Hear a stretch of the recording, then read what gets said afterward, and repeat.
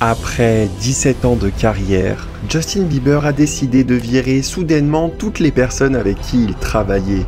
Des personnes qu'il considérait pourtant pendant tout ce temps comme sa famille.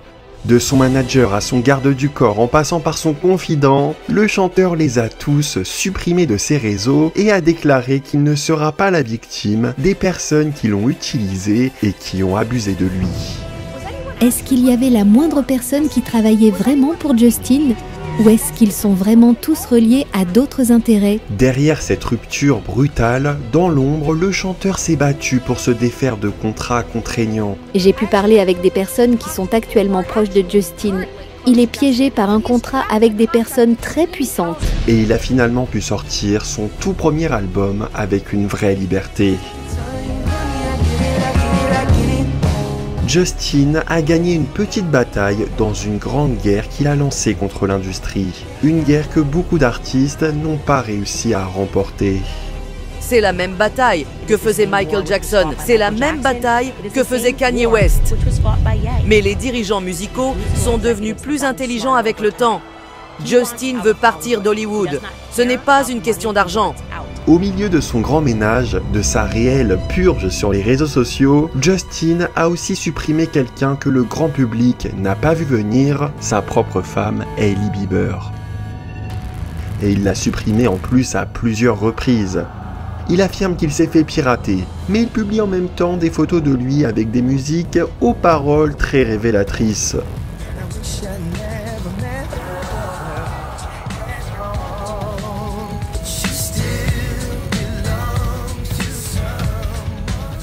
Justin a aussi un comportement auprès d'elle qui est parfois très intrigant.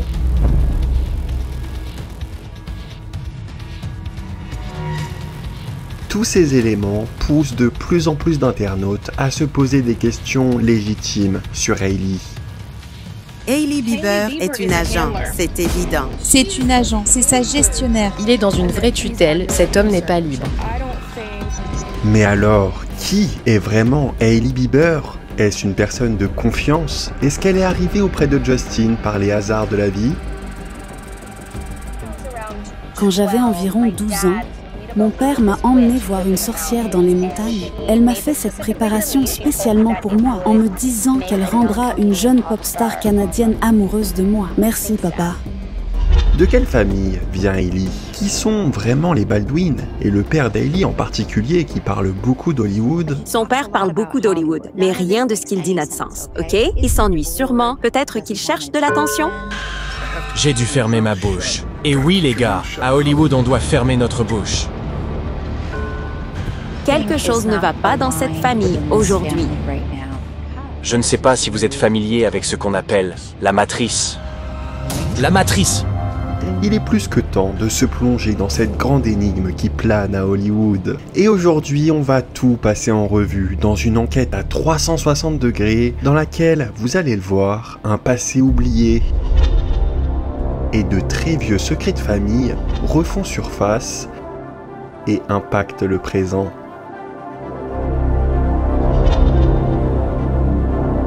Les prières de mes ancêtres.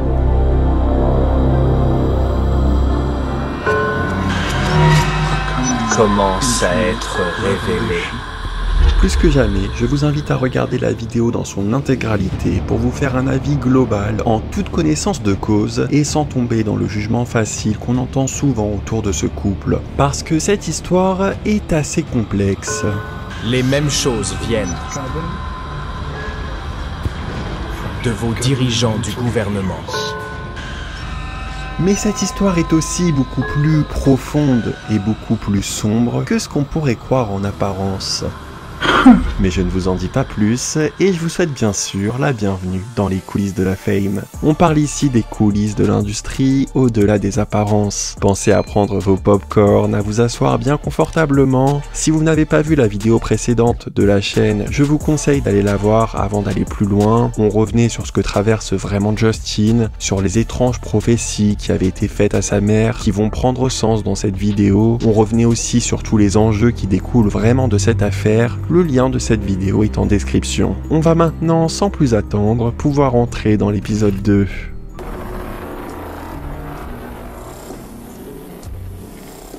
Hailey Baldwin, aujourd'hui devenue Hailey Bieber, est l'une des personnalités les plus critiquées d'Internet. Elle estime recevoir une haine injustifiée et même un véritable harcèlement en ligne. Internet est un endroit très toxique. Les commentaires sont toxiques. Hailey est un peu la mal-aimée de la pop culture. Elle est critiquée pour plusieurs raisons. Tout d'abord pour être une fille d'eux, donc d'être connue grâce à sa famille et grâce à son mari dont elle porte le nom maintenant. Beaucoup l'accusent d'être un peu comme les Kardashians qu'elle côtoie beaucoup et à qui elle demande des conseils perso et professionnels, puisque tout comme les Kardashians, Hailey monopolise l'attention médiatique. On entend beaucoup parler d'elle. Elle est invitée aux plus grands événements sans pour autant avoir un grand talent à offrir. Toute la haine que reçoit Hailey est aussi liée à Selena Gomez. Pour les fans de la chanteuse, Hailey lui a littéralement volé Justin et elle a détruit le plus beau couple des années 2010. On est vraiment encore en train de parler de ça? Ça fait des années maintenant. Et que ce soit clair, je n'ai jamais été avec Justin pendant qu'il était avec quelqu'un. Jamais. À aucun moment. C'est pas dans mes valeurs. J'ai été élevée mieux que ça. Certains fans du couple Selena-Justin ont une haine qui est presque effrayante contre Hailey. Hailey Baldwin va faire un live. C'est notre moment pour l'envahir de commentaires. On va bombarder cette de commentaires. On va lui dire à quel point on préférait Justin avec Selena, à quel point Selena est mieux qu'elle. C'est le moment d'attaquer. Le harcèlement contre Hailey est parti très loin puisqu'elle a reçu des menaces de mort. Selena Gomez en personne a dû intervenir à plusieurs reprises pour calmer ses fans. S'il vous plaît, soyez gentils avec tout le monde. Je ne soutiendrai jamais une femme qui rabaisse une autre femme. Face aux personnes qui m'intimident sur les réseaux, j'ai parfois juste envie de leur dire « Ça vous dirait pas qu'on aille échanger et prendre un café? Parce que sérieux, ça en vaut pas la peine. Parce que les gens se basent sur une photo. J'aimerais que les gens connaissent mon cœur. » Mais les internautes, fans de Selena ou non, reprochent surtout à Hailey d'avoir des tendances presque psychopathes. Et ils ont un dossier très solide à ce sujet, puisqu'il y a des détails très troublants autour d'Hailey. En fait, tout au long de la carrière de Justin, Hailey semble avoir toujours été dans les parages. Un peu trop dans les parages. On l'aperçoit ici pendant un concert en 2009. Dans le fond de cette ancienne interview. Ou encore ici, alors que Justin était ce jour-là en date avec Selena Gomez.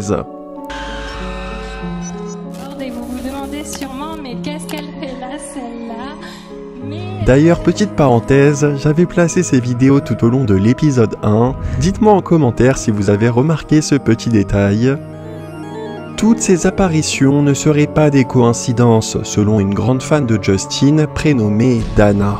Dana, en tant que super fan, avait un compte fan de Justin Bieber, qui comptait des centaines de milliers d'abonnés, et dans ces abonnés, on retrouvait une certaine Hailey Baldwin. On retrouvait Hailey dans un challenge organisé par Dana en 2013, où chaque fan devait faire une vidéo surprise pour le chanteur.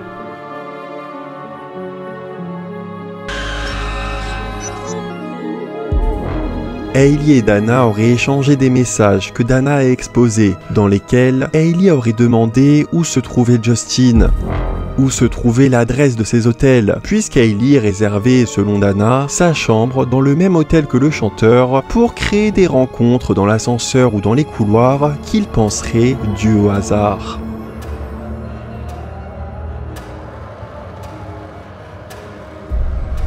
C'est un énorme plan qu'elle a préparé sur 10 ans.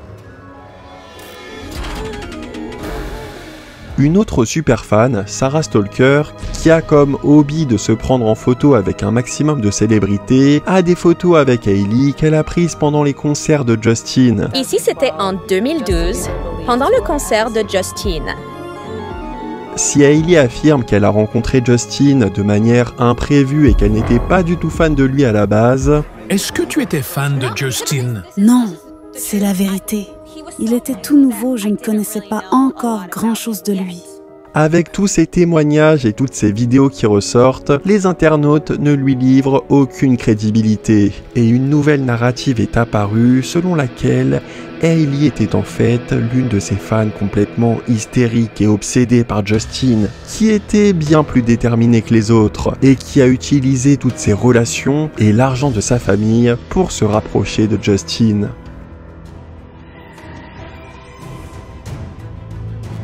Elle serait la stalkeuse ultime. Hailey aurait, selon cette narrative, tout manigancé pour arriver à ses fins, en manipulant son père, puis les sœurs Jenner. Ces dernières étaient proches de Justin, et c'est via sa grande amitié avec Kendall Jenner qu'Hailey a réussi à se rapprocher du chanteur. Les internautes la soupçonnent même d'avoir préparé un plan sournois auprès des sœurs Jenner, puisqu'en 2014, pour fêter le nouvel an, Kendall, la meilleure amie d'Hailey, a étonnamment invité Selena à Dubaï. Une invitation qui a étrangement laissé le champ libre à Hailey, qui était quant à elle auprès de Justin pendant ce nouvel an. Si Hailey a déjà un portrait qui commence à faire flipper, avec cette idée qu'elle a manipulé tout son monde pour être avec son idole, les internautes vont encore plus loin, puisqu'on entend aussi qu'Hailey aurait une obsession pour Selena Gomez. Tout d'abord, il y a cette photo qui date de 2011 dans laquelle Hailey tient un magazine avec Justin et Selena en couverture. On peut aussi voir qu'Hailey a publié de nombreux tweets par le passé qui démontrent qu'elle suivait attentivement le couple, en portant une attention toute particulière pour Selena Gomez. Sur d'anciennes vidéos qu'Internet n'a pas oubliées, on y voit qu'elle connaît les musiques de Selena par cœur.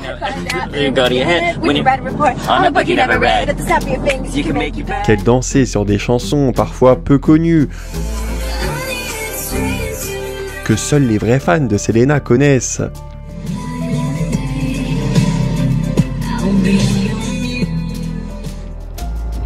Hailey semble s'inspirer de Selena au niveau de ses vêtements,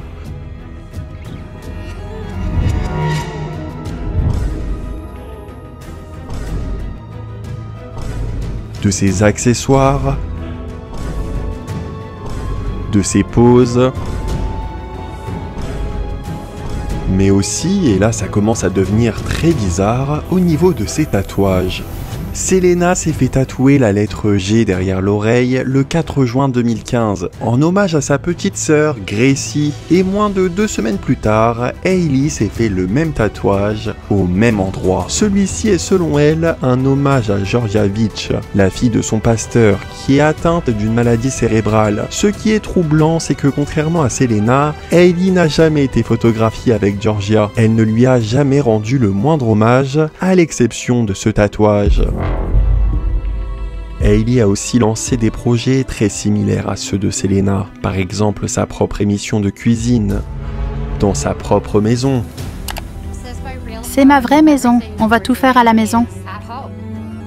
Oui, nous sommes dans ma vraie cuisine, dans ma vraie maison. Avec un épisode introduit par sa grand-mère. Mamie, qu'est-ce qu'on cuisine? Mamie, qu'est-ce qu'on prépare aujourd'hui?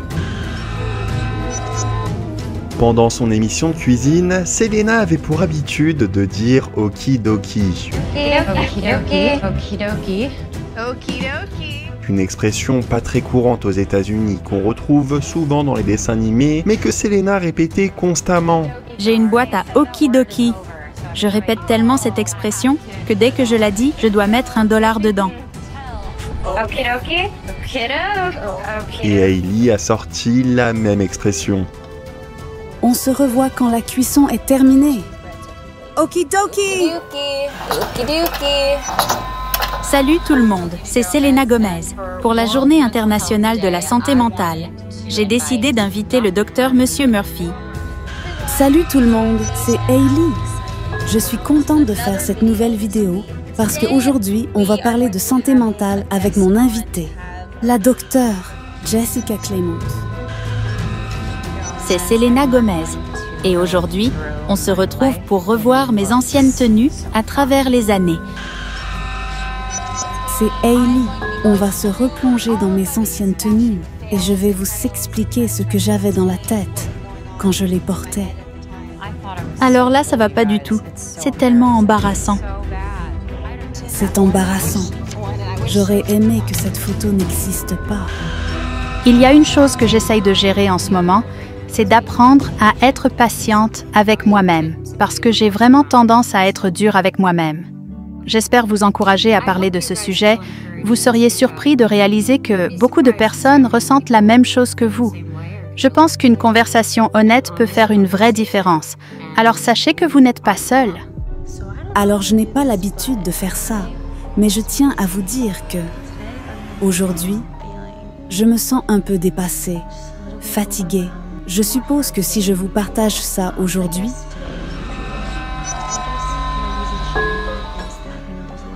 c'est parce que je sais qu'il y a beaucoup de personnes qui ressentent sûrement la même chose. Alors je voulais vraiment vous partager ça et vous dire que vous n'êtes pas seul. Vous n'êtes pas seul. Il y a toujours des personnes qui ressentent la même chose que ce que vous ressentez. Beaucoup de personnes ressentent la même chose que vous. En interview aussi, Hailey semble s'inspirer des phrases que Selena prononce. J'ai réalisé que tout le monde racontait mon histoire à ma place. Alors pourquoi je ne raconterais pas ma version de l'histoire? J'ai réalisé que je pouvais raconter mon histoire à propos de qui je suis, de ma propre bouche, au lieu de laisser les gens de l'extérieur raconter mon histoire pour moi. Je n'ai plus à avoir le corps d'une fille de 19 ans, parce que je n'ai plus cet âge. Je n'ai plus 19 ans. J'en ai 24 maintenant. Je sens que mon corps a changé. Le premier disque que j'ai acheté était celui de Britney. C'est la première artiste que j'ai vue en concert. Je l'aime. J'aime Britney. Elle est le premier concert auquel je suis allée depuis que je suis petite. Auprès de son talent, je me suis sentie comme une éponge. Je voulais absorber toutes ses connaissances. Auprès de tous ces gens, je me suis vraiment transformée en éponge pour absorber et apprendre. Les gens ne jugent qu'aux photos, mais j'aimerais que les gens connaissent mon cœur. Qu'est-ce que tu aimerais que les gens connaissent vraiment de toi? Mon cœur. Arrête, tu vas me faire pleurer. Quelqu'un m'a demandé il y a des années ce que j'aimerais que les gens connaissent de moi, et j'ai répondu ce serait mon cœur. Un autre élément encore plus troublant concerne l'entourage de Selena. En 2015, la chanteuse était très proche d'un certain Cully Smoller. Officiellement, il n'était qu'ami, mais il y a des rumeurs de couple qui ont émergé. Et en 2016, ce même Cully est apparu très proche d'Hailey, et il y a eu la même ambiguïté sur la nature de leur relation. Mais il y a aussi les trois meilleures amies de Selena, Ashley, Rachel et Courtney. Les 4 filles forment ensemble un petit groupe solide depuis plus de 15 ans maintenant. Sur leurs publications ensemble, on peut y lire #BFF, Bestie, Girl Squad, et sans que l'on sache pourquoi, Hailey a suivi les 3 amies de Selena en même temps. Et elle a même été aperçue auprès d'elle. Je suis une personne sociable. J'aime me connecter aux gens, rencontrer de nouvelles personnes. J'aime être cool avec les gens, connaître leurs histoires, savoir d'où ils viennent. De toutes les personnes avec qui Hailey aurait pu devenir amie, il fallait que ce soit les 3 meilleures amies de Selena. De toutes les salles de sport de Los Angeles, il fallait aussi qu'Hailey s'inscrive à la même salle que Selena. Un détail qui n'a d'ailleurs pas échappé aux paparazzi. Selena avait l'habitude de venir ici. La narrative qui circule alors sur les réseaux est celle qu'Hailey aurait en fait une fixette sur Selena Gomez. Qu'elle aurait tout fait pour avoir la même vie qu'elle, dans les moindres détails. Elle aurait cherché à avoir les mêmes amis, les mêmes tenues, les mêmes émissions, le même cadre de vie, la même personnalité et le même petit ami.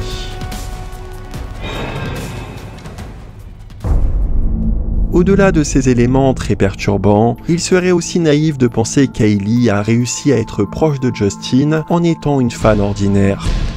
Parce que, spoiler alerte, Hailey n'a jamais été une fille ordinaire. Elle fait partie d'Hollywood depuis sa naissance. En plus de ses oncles très connus, son père n'est nul autre que la star de cinéma Stephen Baldwin. Sa mère, Kenya Baldwin, est la fille d'Emir Deodato, un musicien de renom récompensé au Grammy. Qu'on soit clair, il y a des célébrités de tous les côtés de l'arbre généalogique d'Hailey. Elle est incontestablement une enfant d'Hollywood. Si elle a pu avoir autant de proximité avec Justin, c'est bien sûr parce qu'elle vient du milieu des célébrités. Et quand on apprend que Justin souhaite aujourd'hui s'éclipser du système hollywoodien, qu'il confie sur Instagram à quel point ce monde est sombre, que sur cette même plateforme il unfollow toutes ses équipes qui font partie de ce système, ainsi qu'Hailey, à plusieurs reprises, il y a clairement de quoi se poser des questions. Peut-être que Justin a fini par comprendre qu'Hailey n'est pas entrée dans son cercle par hasard, qu'elle est soit une fan ayant élaboré un plan sournois pour l'approcher, soit, plus inquiétant encore, un pion d'Hollywood envoyé pour le garder sous l'emprise du système. Vu à quel point Justin s'est retrouvé encerclé par des personnes issues de ce système hollywoodien, il est difficile de croire que la personne avec qui il partage sa vie ait été laissée au hasard. D'autant que dans l'industrie, Hailey a toujours été mise en avant par les marques, bien avant sa relation avec Justin Bieber. Elle avait déjà travaillé pour Vogue, Guess, Dolce & Gabbana. Avec une telle exposition médiatique et une vie dans l'industrie rendue aussi facile, on peut légitimement se demander si elle n'est pas ce qu'on appelle une industrie plante. Une industrie plante est une personnalité publique secrètement aidée et poussée par l'industrie. C'est une personne mise en avant, dont le succès est présenté comme étant organique, comme si la personne s'était faite toute seule, alors qu'en réalité elle a été choisie dans l'ombre par l'industrie, parce qu'elle est facile à rentabiliser, à contrôler, qu'elle peut être utilisée pour certains intérêts. C'est un phénomène bien connu dans l'industrie musicale, mais il ne se limite pas qu'à cette sphère. Les industry plants sont présentés comme étant des voix authentiques et sincères, alors qu'on leur donne souvent des codes déjà existants, incarnés de manière sincère par de vrais artistes, qui sont souvent moins faciles à contrôler. Hailey a justement été publiquement accusée d'être une industry plant par Kanye West. C'était en 2022. Kanye lui a aussi reproché d'être une personne complètement fausse. C'est à cause de ces attaques que Justin a d'ailleurs coupé les ponts avec Kanye, estimant qu'il était parti trop loin en s'en prenant à sa femme. Justin défend donc coûte que coûte Hailey, mais il affirme quand même sous couvert d'humour que sa rencontre et son mariage avec elle étaient un arrangement entre leurs parents. Je pense que c'était un mariage arrangé, j'en suis presque sûr. En revoyant tout ça en arrière, je peux vous assurer que c'était un mariage arrangé. Mais dans cette logique, est-ce que leur mariage n'aurait pas été arrangé par l'industrie ?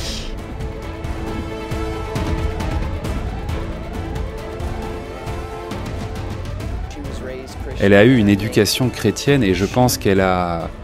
Ou plutôt qu'ils ont compris que... Enfin bref, je pense que c'était un mariage arrangé. L'un des piliers de leur relation est leur attachement commun au christianisme. Lui et moi faisons entièrement confiance en Dieu dans tous les aspects de notre vie. Ils sont très souvent aperçus ensemble en sortant de l'église. Hailey est très claire à ce sujet. La foi est l'un des éléments les plus importants de leur mariage. C'était de toute façon un élément essentiel pour Justin, qui voulait absolument être avec quelqu'un qui partage ses valeurs chrétiennes. Je pense que le meilleur conseil que ma mère m'ait donné est de ne jamais oublier Dieu et de faire de lui ma priorité. Jésus ne t'aimera pas plus ou moins en fonction de ce que tu fais. Il aime celui qui a tué quelqu'un en prison, tout autant qu'il t'aime toi, et tout autant qu'il m'aime moi, parce qu'il nous a tous créés de manière unique. Mais à cette même période, une autre personne entamait un cheminement spirituel. Selena Gomez. Est-ce qu'il y a quelque chose, peu importe quoi, que tu aimerais nous partager ? C'est adorable de me donner la parole. Eh bien, je dirais que je suis plutôt confiante dans ma relation avec Jésus. À la différence d'Hailey, Selena n'est pas née à Hollywood. Elle y a été introduite par son talent. We can't go on this way. All I can say.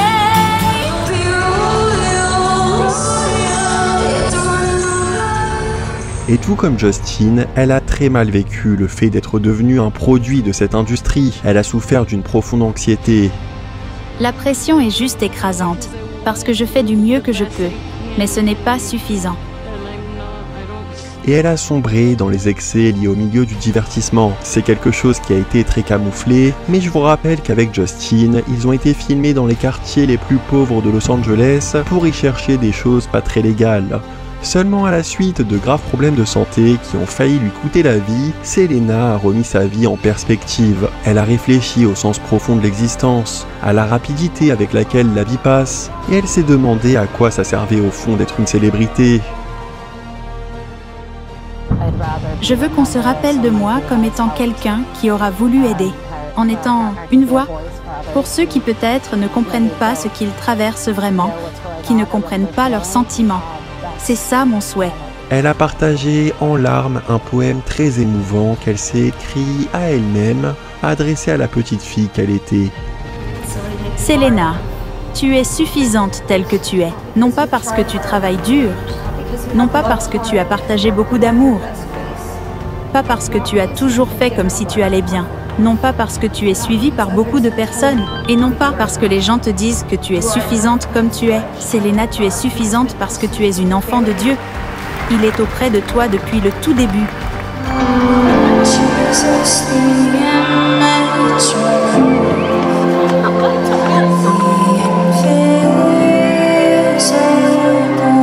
Selena, tu as la foi même si tu ne le sais pas encore. Dieu veille sur toi. Mais ça aussi, tu ne le sais pas encore. Mais un jour, Dieu qui t'a toujours poursuivi se révélera d'une manière claire.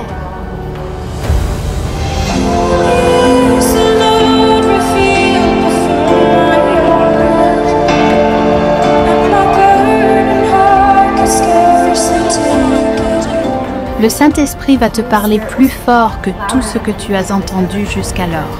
Pour ton 23e anniversaire, Selena, Jésus deviendra réel pour toi.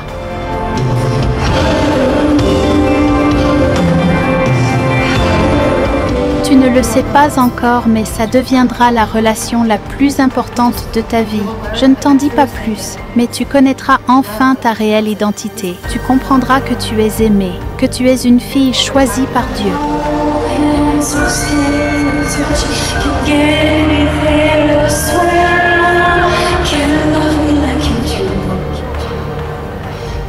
À chaque fois que tu seras proche de lui, tu auras la paix que tu as tant cherchée. Depuis, Selena Gomez s'efforce à donner un sens à sa vie de célébrité. Elle continue de s'engager dans de nombreux projets humanitaires. Elle était déjà la plus jeune ambassadrice de l'UNICEF et aujourd'hui elle soutient des dizaines d'associations actives dans le monde entier. Mon plus grand rêve est de pouvoir sauver les gens.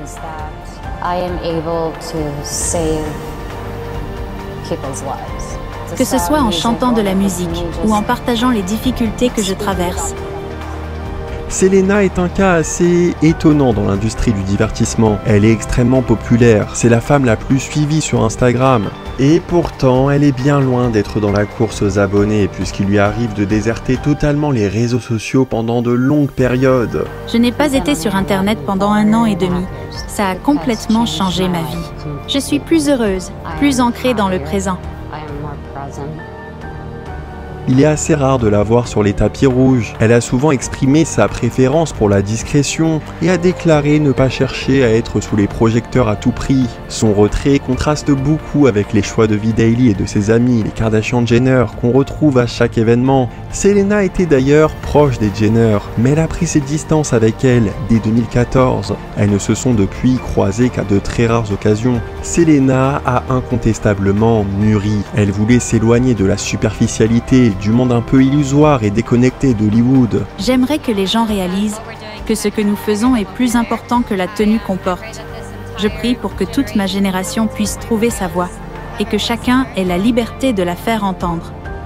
En 2015, elle a déménagé pour le Texas afin d'être au plus proche de sa famille et d'avoir une vie des plus simples bien loin de Los Angeles. Selena a mis de côté la haute couture en apparaissant presque uniquement dans des tenues décontractées venant de marques accessibles. Ça peut paraître anodin, mais c'est des plus étonnants pour une célébrité du niveau de Selena Gomez. Mais la chanteuse était surtout à cette période en mission secrète. Elle menait une mission risquée, en lien direct avec des organismes tels que le FBI et Interpol. Selena travaillait en fait 5 jours par semaine, donc c'était très sérieux, dans l'ONG N21, une ONG spécialisée dans l'opposition au trafic.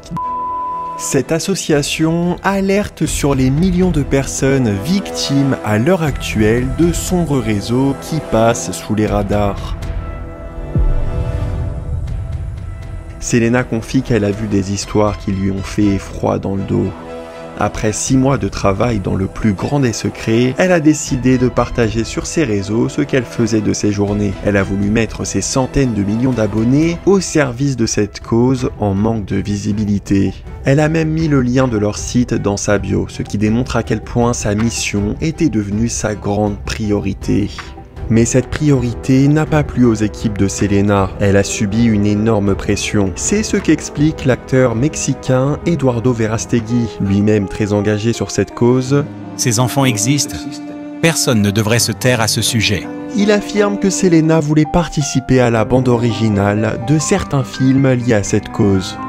Elle s'est effondrée en larmes. Elle avait tellement de larmes. Elle voulait absolument faire quelque chose, utiliser toute son audience pour avoir un impact. Mais qu'il a soudainement perdu contact avec elle et a appris via une amie de la chanteuse ce qui se passait vraiment en coulisses. Son ami m'a dit « Eduardo, ce qui se passe en fait, c'est que ses équipes, ses managers, ses agents ne lui autorisent pas. Ils veulent absolument qu'elle s'éloigne de ça. » Avant qu'elle ne dévoile cette mission sur les réseaux sociaux, Selena a brièvement retrouvé Justin.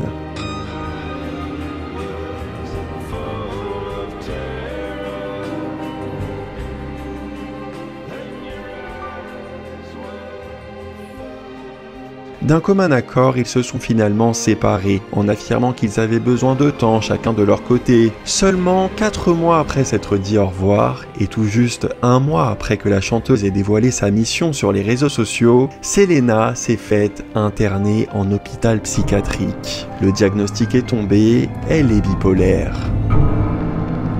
Bipolaire tout comme Kanye West. Je me suis rapidement demandé quand était la première fois que j'ai entendu que Kanye était malade mental. Je voulais savoir qui a fait ce diagnostic et surtout à la suite de quoi. Si Selena n'a jamais remis en question ce diagnostic, qui au contraire l'a aidé selon elle à mieux comprendre ses différences, cette situation soulève de grandes questions. Est-ce que les personnes qu'on présente comme étant folles le sont vraiment ?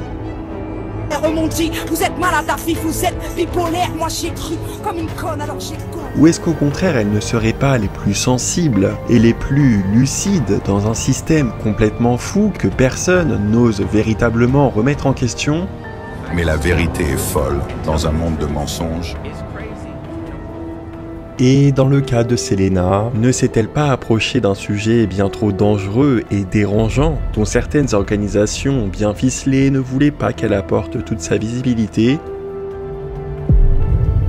Quoi qu'il en soit, c'est tout juste 2 mois après l'internement de Selena que Justin s'est fiancé à Hailey, l'amie des Jenner, l'enfant élevé dans l'industrie, parfaitement introduite au code et aux sphères du pouvoir médiatique.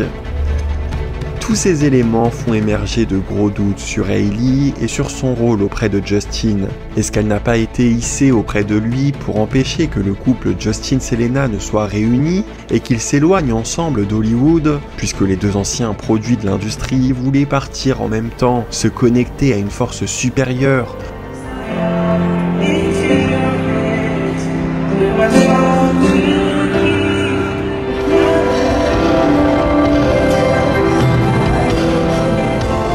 Selena et Justin voulaient avoir une vie éthique, dans la simplicité. Alors est-ce qu'Hailey n'est pas ici pour garder Justin sous le fameux Hollywood System ? Il y a beaucoup de zones d'ombre autour d'Hailey, c'est indéniable. Mais certains éléments ont des explications, et il faut toujours se méfier des narratifs populaires.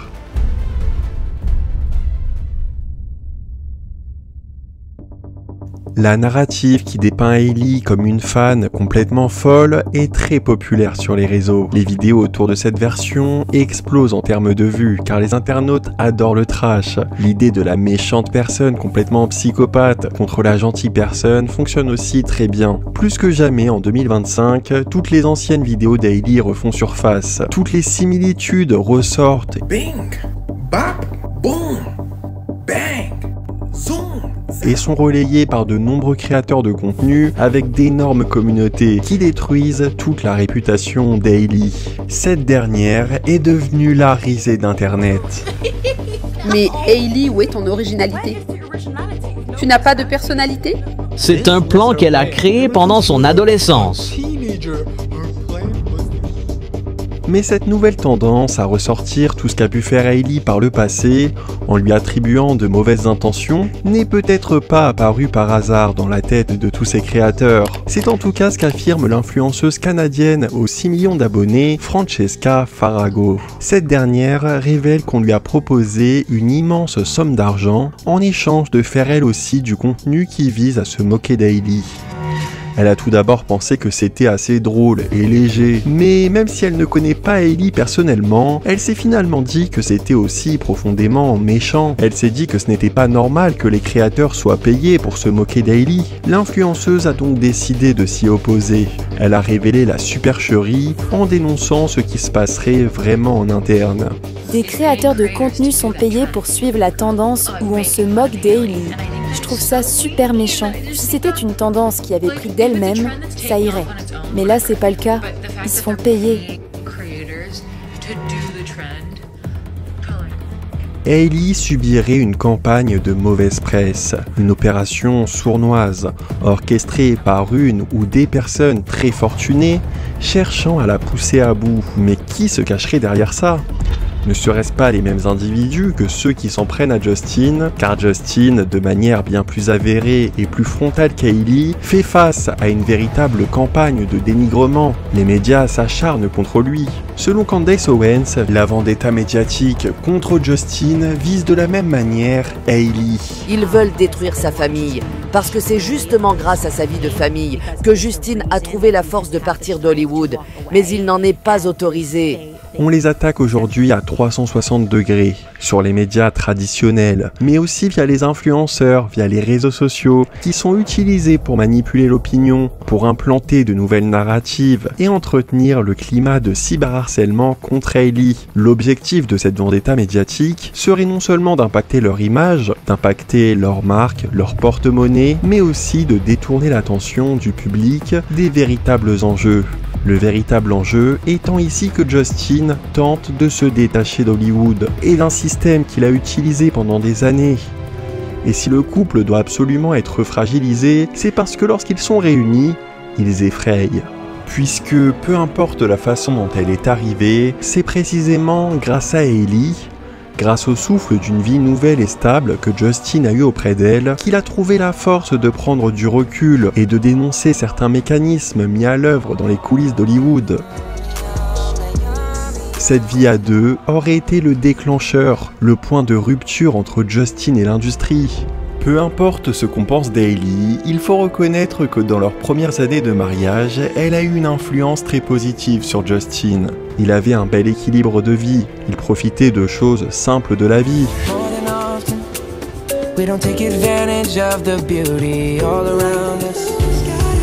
On ressentait cet équilibre dans son album Justice. Il décrivait les deux piliers de sa vie, l'amour auprès de sa femme et la foi.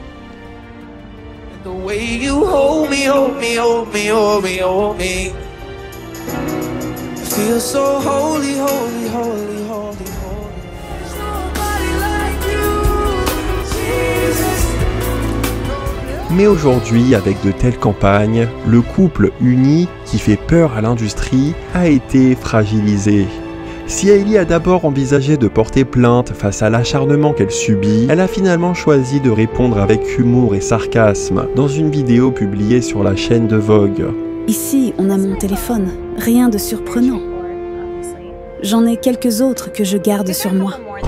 Je les utilise beaucoup pour des choses simples comme utiliser les réseaux de manière anonyme, commenter, stalker, lire les pages des fans, me créer plusieurs comptes.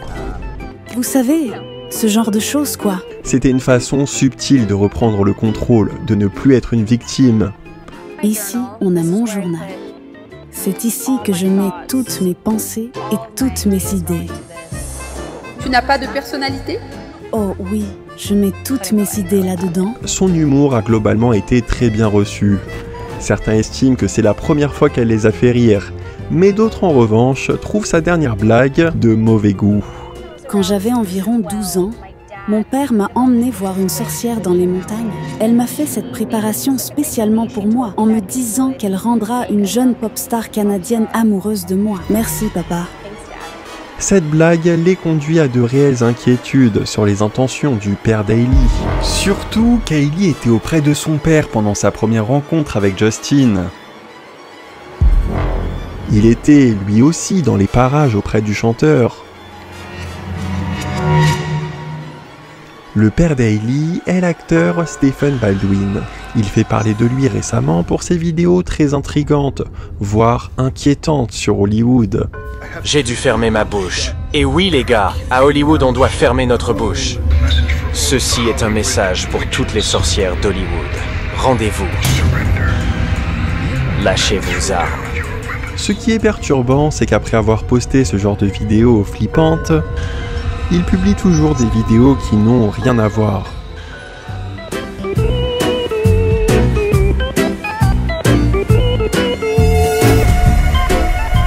Il publie une vidéo de ce genre. Personne ne pourra y échapper. Et enchaîne avec ce genre de vidéo.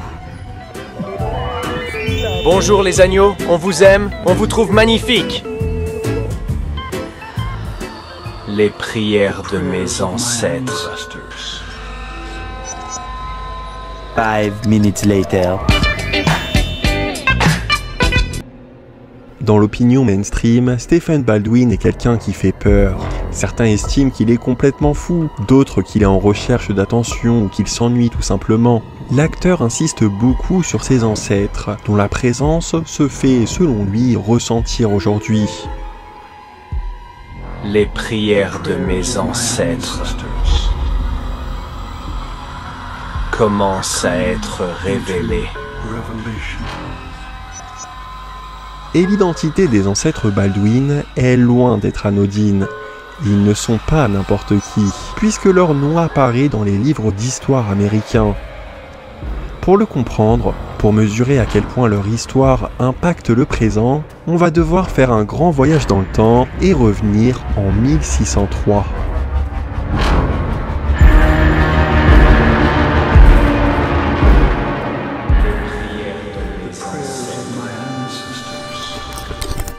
En l'an 1603, l'Angleterre est en deuil. La reine Élisabeth Ier vient de s'éteindre, emportée par une mystérieuse et soudaine maladie. Si le peuple est aussi attristé, c'est que la reine Élisabeth a marqué l'histoire avec ses 44 années de règne paisible. Elle est surnommée la reine prospère pour l'essor économique et culturel qu'a eu l'Angleterre pendant son règne. Elle est aussi surnommée la Reine Vierge, puisqu'elle n'a jamais eu de mari, et se déclarait mariée à son peuple et à Dieu. Sa décision de ne pas avoir de mari s'explique aussi par la mort tragique de sa mère qui l'a traumatisée durant son enfance, puisque l'ancienne reine d'Angleterre a été exécutée sur l'ordre du roi, son mari, le père d'Élisabeth, le roi Henri VIII.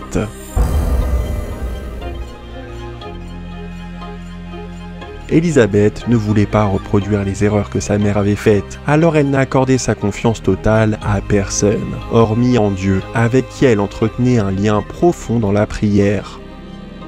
Car pour elle, régner relevait non seulement de l'art politique, mais aussi d'un véritable engagement spirituel. Sa mission céleste était, selon elle, de préserver son royaume du mal et du chaos qui menaçait de submerger l'Europe tout entière. Sa grande solitude et sa vigilance extrême n'ont pas fait d'elle une reine réputée très sociable, comme l'était pourtant sa mère. Mais pourtant, c'est justement cet esprit toujours en alerte qui lui a offert son grand succès, puisqu'elle a déjoué un grand nombre de complots qui étaient faits contre elle grâce à un réseau d'espions et de contre-espions immense qu'elle a mis en place au cœur du royaume.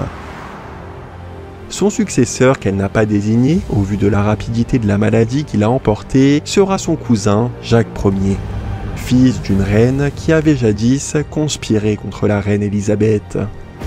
Et dès son arrivée au pouvoir, le nouveau roi a imposé ses nouvelles règles. L'Angleterre a changé brutalement. À la grande différence de la reine Élisabeth, pour le roi Jacques, la foi doit être au service de la politique. Elle doit être très stricte. Aller aux offices religieux est devenu obligatoire sous peine de lourdes sanctions. De nouveaux rituels ont aussi été instaurés. Et c'est dans ce contexte qu'un petit groupe d'intellectuels chrétiens, les puritains, se sont opposés à ces excès de pouvoir. Ils dénonçaient une église anglicane qui ne rendait plus un culte à Dieu, mais à la couronne et au pouvoir. Une église qui était aussi de plus en plus luxueuse, selon eux, déconnectée de la réalité du peuple. Selon ce groupe, depuis la mort d'Élisabeth, la corruption avait envahi l'Église. Son successeur, plus animé par l'ordre et le pouvoir que la foi véritable, n'a pas eu autant de vigilance que la Reine Vierge, et il a laissé l'Église se faire infiltrer, au point de se faire détruire de l'intérieur sa propre spiritualité. Parce que pour les puritains, la foi ne doit surtout pas être imposée et devenir une routine, elle doit être vivante. Chaque individu doit pouvoir forger sa relation intime avec Dieu, de façon sincère et naturelle, sans tous les rituels imposés par la couronne qu'ils estimaient vides de sens. C'est selon eux à travers les témoignages personnels et les expériences intimes que chacun vit dans sa relation avec le divin. Il m'a envoyé une vision. Sa présence était bien réelle. Je me suis mise à pleurer. Mais ça deviendra la relation la plus importante de ta vie. J'ai senti cette connexion avec une force supérieure.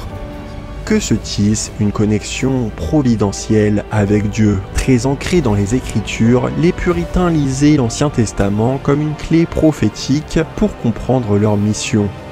Leur mission a justement pris une tournure historique en 1620. Puisque cette année-là, 35 puritains se sont hissés à bord du Mayflower, un bateau qui transportait au total une centaine de personnes. Dans une Europe déchirée par les guerres, où les puritains étaient plus que jamais persécutés, ils ont décidé de quitter le continent et de partir pour les États-Unis, surnommé à cette époque le Nouveau Monde. Le Mayflower n'est pas un bateau très rassurant, ni très confortable. Les familles dormaient à même le sol, le périple était même très risqué, puisqu'au départ du bateau, beaucoup de personnes en Europe pensaient qu'il ne tiendrait jamais la traversée de l'Atlantique. Les conditions ont effectivement été très difficiles. Vent violent, invasion de rats et maladies ont rythmé le long voyage. Durant la 20e nuit en mer, la situation était plus critique que jamais. Le bateau affrontait une terrible tempête en plein cœur de l'océan Atlantique. D'immenses vagues se sont déchaînées sur le navire, qui avait de plus en plus de mal à garder l'équilibre. Puis une poutre maîtresse du navire s'est brisée sous la violence du vent. Un jeune puritain de 20 ans prénommé John s'est retrouvé éjecté dans l'océan glacial et agité. Le capitaine pensait au naufrage. Plus aucune issue ne semblait possible pour le bateau. Les 34 puritains restants se sont alors mis à prier à genoux. Et rapidement, la tempête s'est calmée. Et l'équipage a de justesse pu renforcer la structure du bateau. Encore plus surprenant, John a réussi à survivre dans l'eau. Il a été réintroduit au sein du bateau. Les croyants comme les non-croyants admettaient que ce qui s'est passé cette nuit, le fait qu'ils aient tous survécu, relevait du miracle. Pour les puritains, c'était clair, John et son sauvetage miraculeux révélaient qu'il avait une destinée importante à accomplir.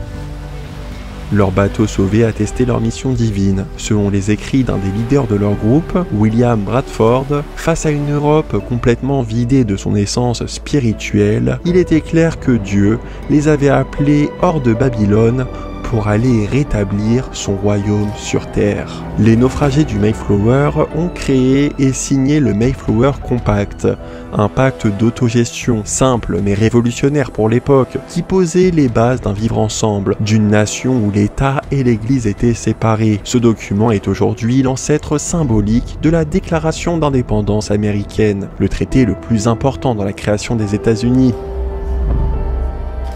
Après plus de 2 mois en mer, le bateau a fini par arriver dans le Massachusetts. Le groupe pensait avoir échappé au pire, mais leur périple ne faisait que commencer. La moitié des passagers du Mayflower ne survivront pas au premier hiver en Amérique à cause des maladies. Il y a aussi eu un autre grand problème majeur, la terre sur laquelle ils venaient de mettre les pieds n'était pas une terre inoccupée. Il y avait déjà des habitants, une tribu d'Amérindiens, les Wampanoag. Pourtant, et c'est un récit assez rare dans l'histoire, les membres du Mayflower et les autochtones ont réussi à coopérer. Ils ont signé un traité de paix sans le moindre débordement. Massasoit, le chef des Wampanoag, avait besoin de protection face aux tribus ennemies. Les Anglais, dont le fameux John, qui a joué un rôle important dans les négociations, avaient quant à eux besoin de nourriture et de comprendre comment survivre dans un terrain qu'ils ne connaissaient pas du tout. Et bien sûr, comme le navire quittait un continent envahi par les guerres, il voulait absolument éviter de créer une guerre sur place. La relation entre les Amérindiens et les membres du Mayflower était donc stratégique et diplomatique, dans le respect des croyances et des cultures de l'autre. Mais à l'occasion des premières récoltes d'automne, ils se sont tous réunis autour d'un grand repas qui a duré 3 jours. Ce repas est aujourd'hui désigné comme le premier Thanksgiving. La paix a duré pendant 40 ans, avec la participation active de John et de celle qu'il épousera en Amérique,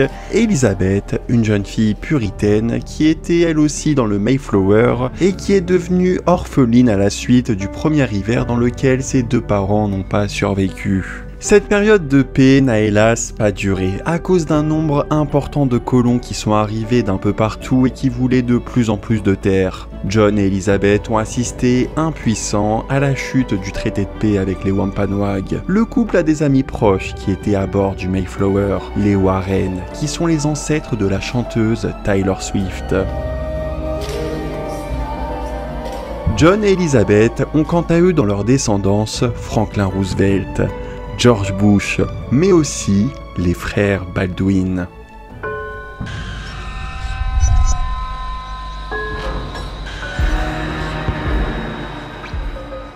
En 1987, à New York, les 4 frères Baldwin, remplis d'ambition, tentaient de réaliser leur rêve de devenir acteurs. Alec, le plus grand, avait déjà déniché de grands rôles. Stephen Baldwin, le plus jeune, enchaînait quant à lui les auditions et les petits rôles. En rentrant d'une audition dans le métro new-yorkais, il a été captivé par l'aura et la beauté d'une jeune fille du nom de Kenya Deodato.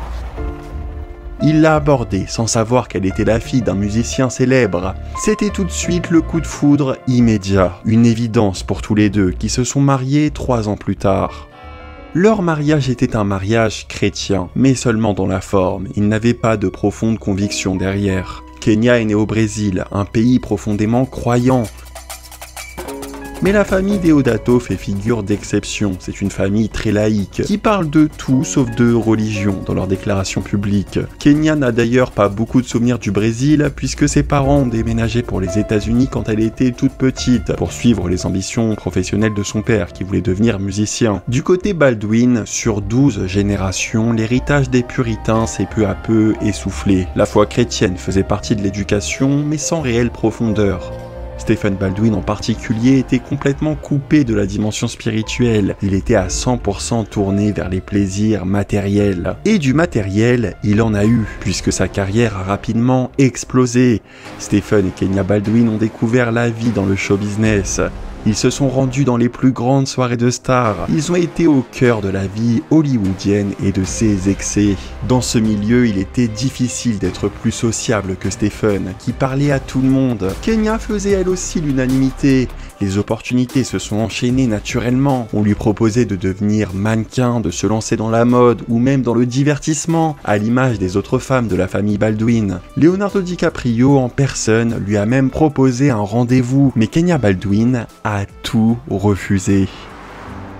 En fait, elle n'était tout simplement pas impressionnée par les célébrités ni par les strass et paillettes. Au contraire, Kenya, malgré son attitude très chic, a toujours trouvé que ce milieu manquait d'authenticité. En venant d'une famille d'artistes, elle avait ce genre de réflexion sur toute la société, qui manque de réel et qui souffre en étant loin de la nature et de l'essentiel.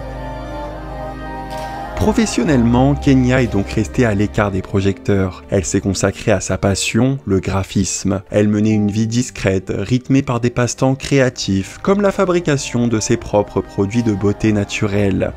Kenya était en retrait de la scène médiatique, mais continuait à soutenir son mari en l'accompagnant à certains grands événements. Quand Stephen était au top de sa carrière, le couple a eu leur première fille, Alaya Baldwin. Ils ont eu besoin d'aide pour gérer la maison et ont embauché une femme de ménage à domicile. Cette femme de ménage allait changer toute la destinée des Baldwin.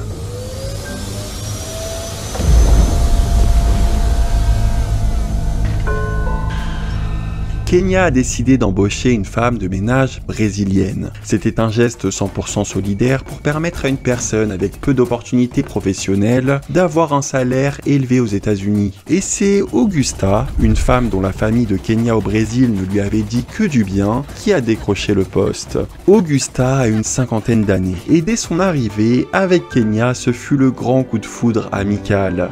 Madame Baldwin a vite compris pourquoi Augusta était tant appréciée au Brésil. Elle a toujours le sourire, elle rit fort, elle dégage une énergie très positive. Elle rit fort, genre très fort.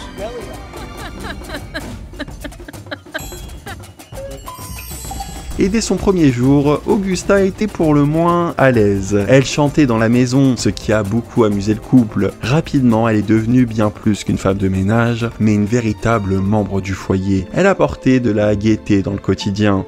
Augusta et ma femme sont devenus très proches. Le hic, c'est que Stephen, qui ne pouvait parler avec elle que par l'intermédiaire de sa femme à cause de la barrière de la langue, avait l'impression qu'elle cachait quelque chose.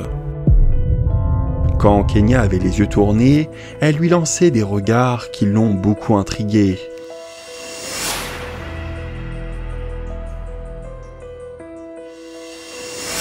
C'étaient des regards pleins de malice, comme si par moments elle se retenait de rire, comme si elle savait quelque chose que lui ne savait pas. Après de nombreux ménages en chansons brésiliennes, Madame Baldwin a fini par demander à Augusta si elle pouvait arrêter de chanter. Et pour quelle raison est-ce qu'elle chantait tout le temps ? La réponse de la femme de ménage fut des plus surprenantes. Elle lui affirma qu'elle attendait depuis tout ce temps qu'elle lui pose cette question. Elle enchaîna en déclarant « Franchement, je trouve ça un peu amusant que vous pensiez que je suis ici juste pour nettoyer votre maison. » Puis elle s'exclama de rire. Elle était vraiment comme ça. Et ma femme lui a dit « Ok, je peux savoir ce qu'il y a de si drôle. Je vous rappelle que je suis votre employeur. » Augusta s'est repris avec plus de sérieux, en affirmant « Vous pensez que je suis ici seulement pour nettoyer votre maison, mais je suis en réalité ici parce que Dieu m'y a envoyé. Je chante des musiques chrétiennes depuis tout ce temps. Vous ne le savez pas encore, mais vous allez devenir chrétien vous aussi. Vous allez naître de nouveau, et vous aurez un ministère mondial. » Alors que les Baldwin eurent l'impression d'être face à une illuminée, ma femme m'a murmuré « On va la renvoyer chez elle. » Augusta continua en leur révélant qu'avant d'accepter cet emploi chez eux, elle avait prié dans son église au Brésil, afin de s'assurer que tout se passerait bien dans ce nouveau travail. Mais cette prière avait été interrompue par un pasteur qui lui a annoncé que son rôle serait bien plus important qu'elle ne le pensait. Il venait de recevoir une vision divine, une prophétie, selon laquelle Augusta allait montrer la voie du vrai bonheur au sein de la famille dans laquelle elle allait travailler. Elle les conduira à avoir une relation personnelle avec Dieu et à s'ouvrir à la foi chrétienne. Au sein du couple, une seule personne serait réceptive au message. L'autre aurait besoin de plus de temps, mais finira par le comprendre au bon moment. Ensemble, le couple lancera son propre ministère. Augusta ajouta que le soir précis avant de les rencontrer, elle a fait un songe dans lequel elle avait vu Stephen, Kenya ainsi que leur première fille, Alaya, dont l'image était encore inconnue du grand public. Ce rêve l'a convaincue qu'elle était bel et bien en mission divine chez les Baldwin. Stephen Baldwin ne prit pas une seule seconde cette déclaration au sérieux. Il a continué à mener une vie centrée sur la célébrité, la fête et les plaisirs matériels d'Hollywood. À cette époque, je faisais plus d'argent que jamais. Je venais d'avoir mon premier enfant. Je menais la belle vie. La vie était trop belle pour que je me pose des questions. Kenya, quant à elle, troublée, ne savait plus quoi penser de cette déclaration. Elle est partie discrètement acheter une Bible et a demandé humblement à sa femme de ménage de l'aider à la comprendre. Kenya s'intéressait alors de plus en plus au christianisme et est tombée enceinte de son deuxième enfant, Hailey Baldwin. Mais avant la naissance d'Hailey, la femme de ménage annonça au couple que sa mission était maintenant terminée, qu'il était temps pour elle de retourner au Brésil. Augusta a donc quitté la maison des Baldwin, mais Kenya a continué à étudier la Bible, avec une grande régularité, une nouvelle occupation qui a beaucoup surpris son mari. Un matin, ma femme n'était plus dans le lit et j'ai vu qu'elle avait le front contre le sol, qu'elle était en train de prier. Mais au bout d'une heure plus tard, elle était encore en train de prier et j'ai dit « Sérieux, comment tu fais? Ne pas bouger pendant une heure? Ça me paraît complètement fou. » Il faudra finalement attendre 2001 pour que Stephen Baldwin se pose certaines questions.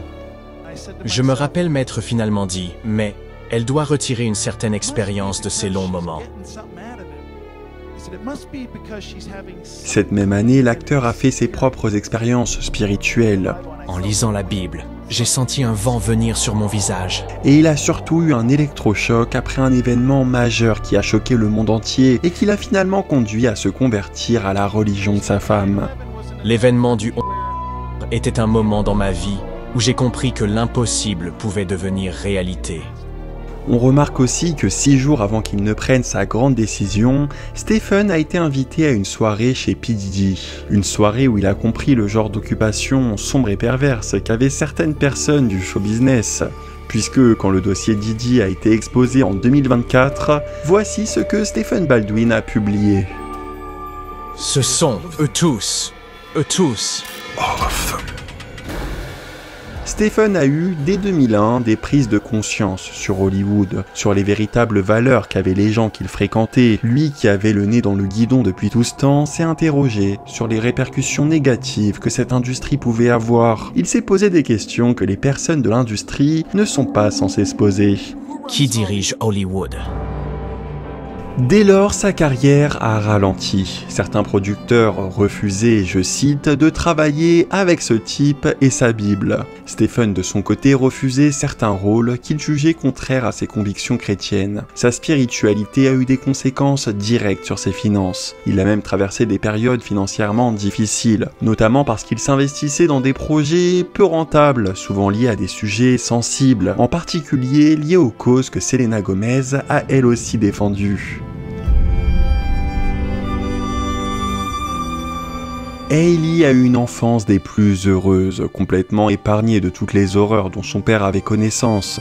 Elle a également été protégée des sphères sombres de l'industrie, puisque selon Suge Knight, toutes les horreurs qu'a pu vivre Justin dans les coulisses sont dues au fait qu'il vienne d'une famille pauvre, que les mauvaises personnes de l'industrie ont su manipuler. Ainsi, Hailey a été écartée de toutes les dérives de l'industrie, surtout que ses parents étaient extrêmement vigilants. Pendant son enfance, sa mère, très soucieuse de son éducation, a même mis sa propre carrière entre parenthèses pour lui faire ses cours à domicile. Pour qu'elle puisse avoir un cercle social de son âge, ses parents l'ont inscrite à de nombreuses activités extrascolaires. Elle a notamment fait beaucoup de danse, domaine dans lequel elle voulait initialement travailler.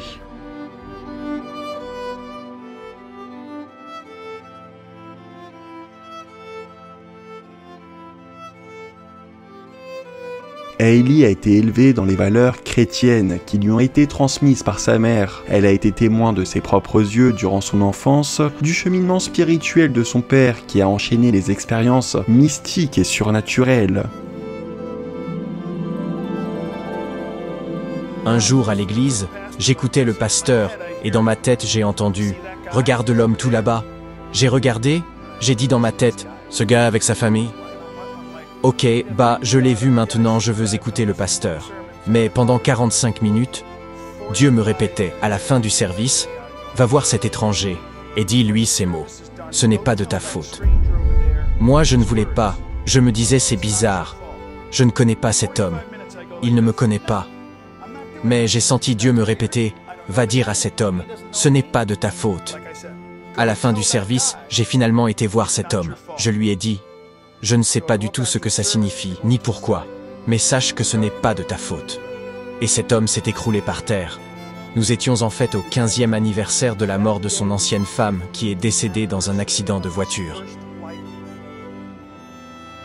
Quand Hailey était petite, ses parents refusaient d'écouter de la musique mondaine, dont les valeurs allaient à l'encontre de leurs convictions.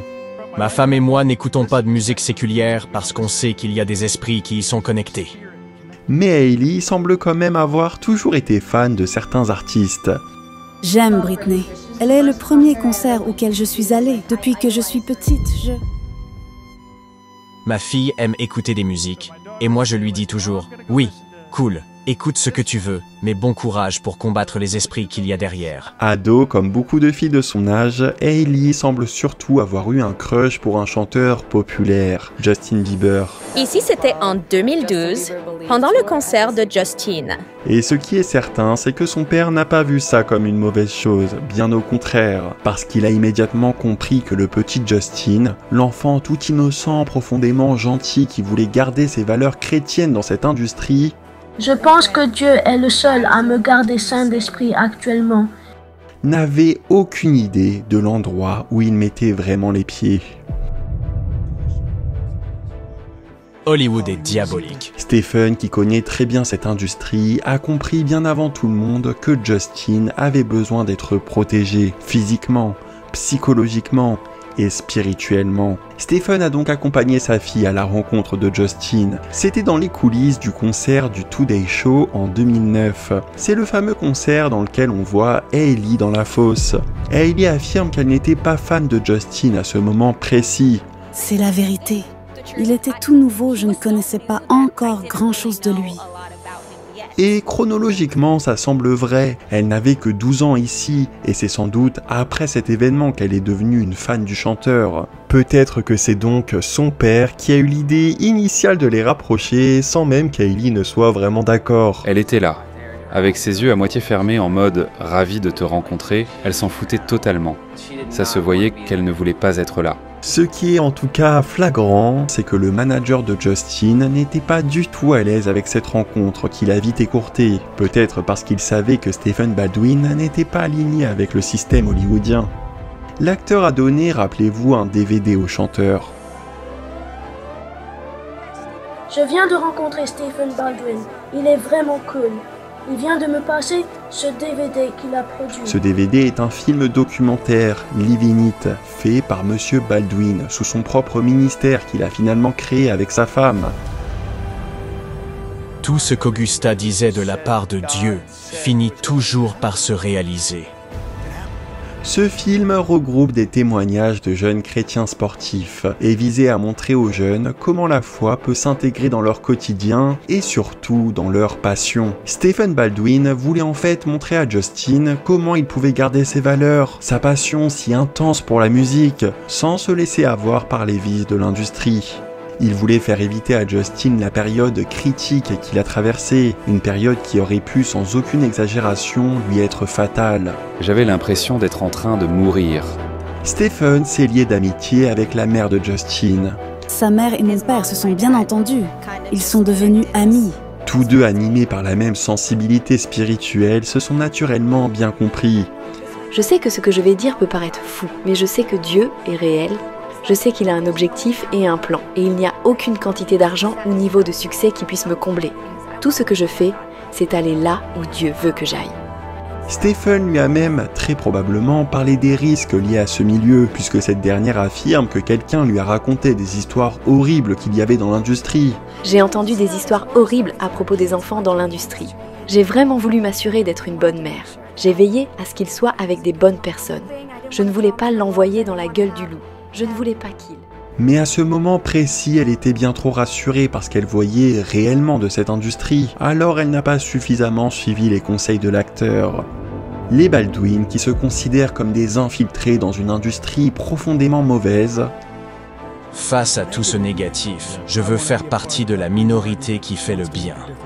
Voulaient protéger Justin. Et contrairement à tout ce qu'on peut entendre sur eux, ils semblent plus que jamais avoir réussi. Bien sûr, Justin a trouvé une stabilité dans sa relation avec Hailey, mais ça ne se limite pas qu'à ça. Le chanteur, qui veut aujourd'hui se détacher d'Hollywood, fait face à des problèmes financiers. Il est endetté, de la même manière qu'ont pu l'être beaucoup d'artistes avant lui. Croyez-moi, vous pouvez vendre 5 millions d'albums et être ruiné si vous avez des personnes cupides derrière vous. Justin a des dettes très opaques. Malgré tous les millions amassés avec ses concerts, ses albums, ses collabs, il aurait un mode de vie jugé trop coûteux et des dettes à cause des tournées qu'il n'a pas terminées. Effectivement, Justin n'a pas terminé plusieurs de ses tournées pour des besoins spirituels, mais aussi à cause de sa santé. Il a eu une paralysie faciale en 2022 pendant sa tournée. Comme vous pouvez le voir, c'est assez sérieux. J'aurais aimé que ça ne soit pas le cas, mais mon corps m'oblige à ralentir. Cette tournée a engagé des frais très importants qu'il devait rembourser. Mais ce qui est étrange, c'est qu'une star du niveau de Justin Bieber est censée avoir une assurance solide pour couvrir ce genre d'imprévu. Et surtout, Justin, épaulé par Lou Taylor, a vendu son catalogue musical pour 200 millions de dollars en 2023. Un choix très étonnant vu son jeune âge, qu'il semble avoir fait dans la précipitation pour régler ses problèmes financiers et les fameuses dettes liées à ses tournées non finies. Alors d'où viennent vraiment les dettes de Justin? Bien plus que des erreurs financières, il y a clairement de l'argent qui a disparu dans ses comptes. On ignore qui en est responsable, ni comment cela a été orchestré, mais cela rappelle fortement les alertes lancées par Michael Jackson à son époque, qui accusait les dirigeants musicaux de voler l'argent des artistes. C'est toujours la même histoire. Ils ont pour habitude de ruiner les artistes. C'est un piège contractuel bien ficelé et financier dans lequel Justin se retrouve manifestement bloqué. Sans argent, il devient impossible de combattre le système de manière juridique. Il est piégé par un contrat avec des personnes très puissantes. Mais Hailey est en train de renverser la donne, puisqu'en 2022, en marge de l'album Justice, elle a lancé sa marque, Rhode, une marque de soins de la peau naturelle. Une idée qui vient en partie de Kenya Baldwin, la mère d'Hailey, qui, rappelez-vous, avait pour habitude de préparer ses produits de beauté de manière naturelle. Eh bien, Hailey vient tout juste de vendre sa marque pour 1 milliard de dollars. Un prix exceptionnel pour une marque assez récente, mais au-delà de ses ambitions personnelles, Hailey a vendu sa marque à ce moment précis pour avoir des liquidités qui ont fini par aider Justin Bieber, pour lui permettre de faire face à ce système hollywoodien qui ne lui laisse aucune issue. Et ce n'est pas une théorie mais un fait avéré. Des documents financiers internes démontrent que Justin attend bel et bien la finalisation de la vente de Rhode pour régler ses dettes. Ce qui rend cette marque si particulière, c'est que grâce à ses parents, Hailey a évité les contrats contraignants. Ainsi, sa marque lui appartenait réellement, ce qui est très rare dans l'industrie du cosmétique. Et d'un point de vue financier, cette marque est littéralement la porte de sortie de Justin. C'est sa bouée de sauvetage pour pouvoir s'échapper de l'emprise d'Hollywood. Et quand on croise les timings, on peut aussi en déduire que ce coup presque miraculeux d'Hailey faisait partie d'un plan bien plus grand écrit depuis le tout début.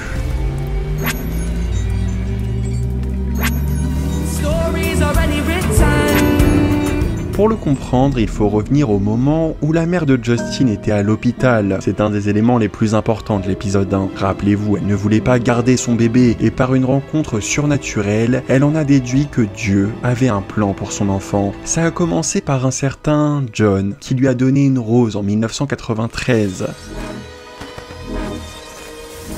Eh bien, au même moment, ou en tout cas dans la même année, à des milliers de kilomètres, au Brésil, une femme de ménage, apprenait par une prophétie qu'elle allait avoir un rôle auprès des Baldwin. Cette famille, descendante de personnes reliées à des missions divines, deviendra une infiltrée dans l'industrie. Elle veillera sur Justin et finira par l'aider. La mère de Justin était convaincue que Dieu avait un plan pour son enfant. Et peut-être que les Baldwin faisaient ainsi partie de ce plan.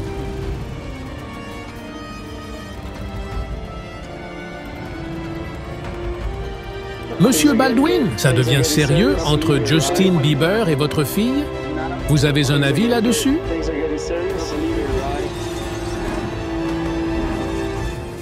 Justin a posté l'image d'un lion qui symbolise selon lui Dieu. Dieu qui a toujours assuré ses arrières.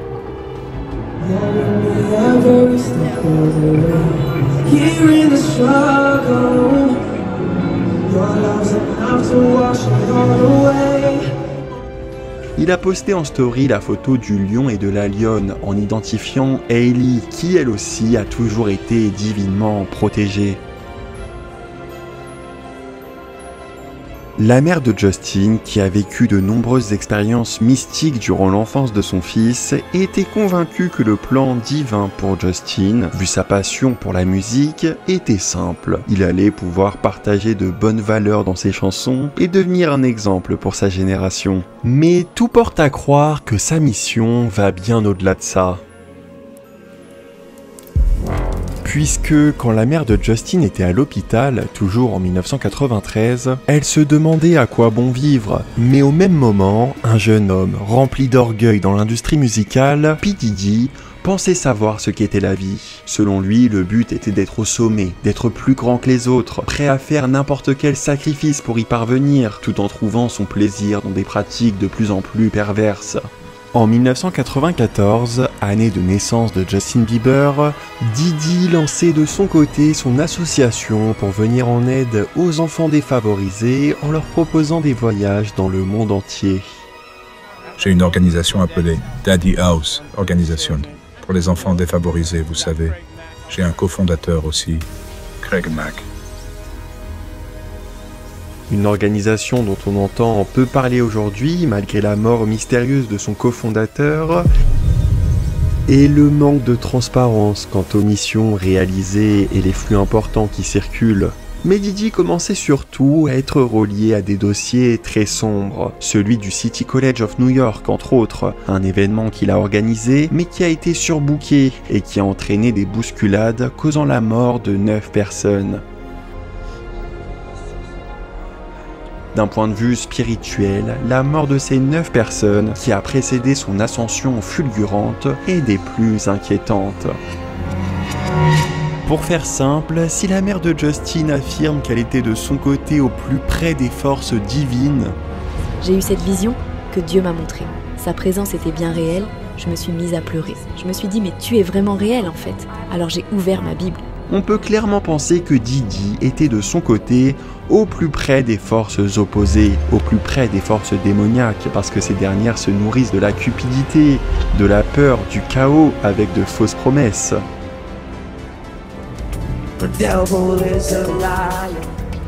Diddy, épaulé par des poids lourds de l'industrie, a ensuite commencé à mettre en place tout un système d'initiation qui a vu passer de très grands noms. Justin finira par se retrouver au cœur de ce système, mais il tentera de le stopper. Je voulais juste la protéger, tu vois. Ce que j'ai traversé, je ne le souhaite à personne. Et oui, elle avait besoin de moi. Et il semble même, aujourd'hui, plus que jamais, dénoncer tout ce système.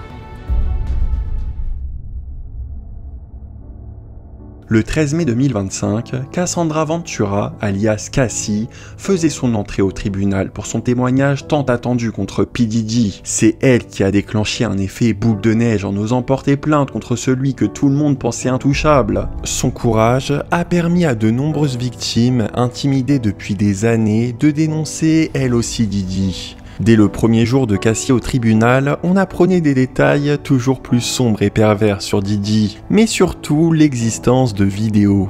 Selon sa déclaration faite sous serment, les soirées de Diddy étaient filmées. Elle vivait avec la peur que des vidéos d'elle compromettantes ne soient un jour dévoilées. Cette peur l'a maintenue sous l'emprise de Didi. À l'issue du procès, ce mode opératoire, l'existence de vidéos utilisées à des fins de chantage, n'a pas pu être prouvé. Mais l'oncle d'Hailey, l'acteur Daniel Baldwin, confirme qu'il y a des personnes dans l'industrie qui sont bel et bien tenues sous chantage à l'heure actuelle. Le grand public ne réalise pas qu'il y avait des caméras partout. Il a tout filmé à l'insu de ses invités. L'arrestation et le procès de Didi ont, selon les infos qu'il a eues au cœur de l'industrie, créé un véritable vent de panique dans les coulisses. Les personnes impliquées étaient toutes terrifiées et prêtes à tout pour garder leur réputation intacte. Il y a une guerre d'enchères en ce moment même. Ils font monter les prix, ils disent aux célébrités concernées que si elles ne veulent pas être impliquées dans l'affaire, il y a un prix. C'est la même chose que pour Jeffrey Epstein. Et Justin semble subtilement dénoncer la même chose que Cassie et Daniel Baldwin. Puisque lors du deuxième jour au tribunal de Cassie, Justin a publié sur ses réseaux cette vidéo. Tout d'abord, cette vidéo provient d'une caméra de surveillance, une caméra thermique plus exactement, un type de caméra qui peut filmer dans l'obscurité la plus totale. Les modèles les plus sophistiqués peuvent être tout petits et devenir de super caméras cachées, un peu comme les fameuses caméras que Didi est accusé d'utiliser depuis des années. Mais ce n'est pas tout, Justin mange ici une pizza. Ce n'est peut-être pas anodin quand on sait que c'est un nom de code reconnu par la police et le FBI, servant à dissimuler autre chose que des plats italiens. Il représente une part de pizza au fromage, soit en anglais cheese pizza. Les premières lettres, vous le voyez, C et P sont alors détournées par les et associées à chai. Alors vu le timing, le nom de code, la vidéo énigmatique et les nombreux autres messages que Justin envoie sur ses réseaux, on peut clairement se demander s'il n'est pas ici en train de faire passer un message. J'ai une organisation appelée Daddy House Organisation, pour les enfants défavorisés, vous savez. En dehors des sphères politiques, les personnes les plus stratégiques à piéger et à faire chanter sont les figures influentes. Ce sont elles qui ont un impact direct sur des millions de personnes et qu'il peut donc être utile de contrôler si elles commencent à avoir des comportements jugés dérangeants. Alors est-ce que Justin Bieber ne serait pas lui-même tenu sous chantage ? Ce n'est qu'une théorie, mais rappelez-vous que ce chanteur très influent enchaînait les soirées chez Didi à une certaine période. Il a tout filmé à l'insu de ses invités. Il abusait de substances à cette période et n'avait aucun repère. Il était clairement dans sa période la plus vulnérable de sa vie d'adulte. Il était le profil parfait à piéger. Si des vidéos de lui compromettantes existent, ça pourrait expliquer beaucoup de choses. Ça expliquerait pourquoi, 2 semaines après avoir posté cette vidéo énigmatique, il a laissé un représentant anonyme assurer qu'il n'a jamais été une victime de Didi, malgré toutes les rumeurs qu'il a laissé circuler. Ça pourrait aussi expliquer ses problèmes financiers. Il y a un prix. Et bien sûr, ça expliquerait pourquoi Justin est si subtil dans ses dénonciations, pourquoi il doit utiliser des messages cachés et ne peut pas dévoiler les choses clairement. Il serait en fait obligé de coopérer, de faire ce qu'on lui demande, au risque de voir sa vie détruite par une vidéo qui pourrait alors circuler. En envoyant ce genre de message sur Instagram, Justin se doit de noyer le poisson. Il doit être prudent, il doit donc poster énormément de choses, d'où toutes ces stories actuellement qui n'ont rien à voir avec le comportement qu'il a habituellement sur ses réseaux. Tout porte à croire que ce qui tient à cœur à Justin actuellement est de faire tomber tout un système attaché à l'industrie musicale. Didi, Lil Wayne et les autres artistes que vous écoutez ne vous le diront pas, parce que ce sont des vendus. Ils ont des arrangements avec eux. Ce sont eux tous.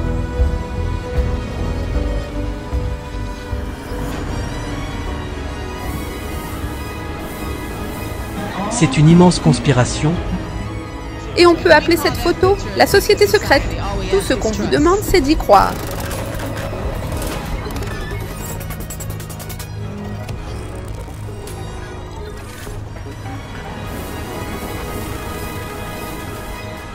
Combien de personnes connaissez-vous personnellement qui sont morts soudainement et mystérieusement dans les 5 dernières années ? Personnellement, à Hollywood, je connais 8 acteurs. Nous sommes victimes d'activités criminelles perpétrées par un petit réseau d'individus qui veulent nous détruire personnellement, professionnellement et financièrement. Et ce réseau d'individus manipule le système juridique. John Lennon était pour la paix. Et ils l'ont tué. En ces jours de grandes abondances et d'avancement, ça me fait du mal de savoir qu'on fasse aussi peu pour les enfants. Ses managers, ses agents ne lui autorisent pas. Ils m'ont littéralement mise sous médoc, avec une perruque pour faire de moi un robot. Je l'ai déjà dit avant, donc je le redis de nouveau. Ce sont eux tous.